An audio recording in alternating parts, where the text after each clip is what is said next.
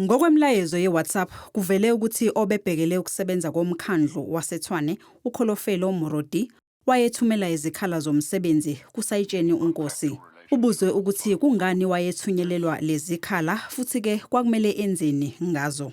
Why would MMC Morodi think that you were an appropriate person to approach to follow up on a job application? Why would you be appropriate? She's an MMC of this city. Why does she need you to follow up?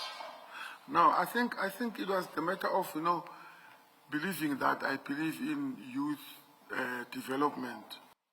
uNkosi uthi uMorodi wayemthumelela lezi zikhala zomsebenzi ukuze asize, hayi ukuthi kwase kukhona okulindeleke ukuthi akwenze.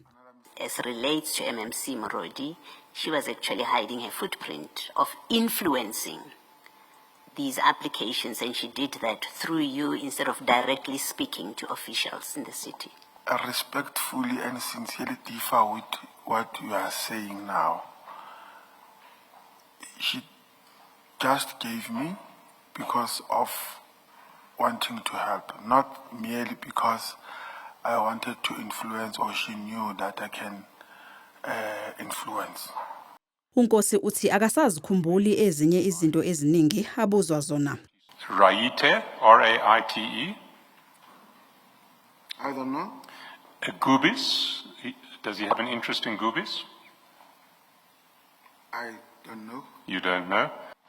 Ikhomishana ibingagculisekile ngalokho. You are denying and refusing to comment on the most obvious things because you have taken a particular position that you are not going to be helpful to the commission. I think you need to be reminded of your obligations as a witness. It is to assist the commission, which so far you haven't been doing. 2, it is to answer satisfactorily. Otherwise, you are committing an offense, and maybe you do need to be reminded of that. Isicao siyaqhubeka.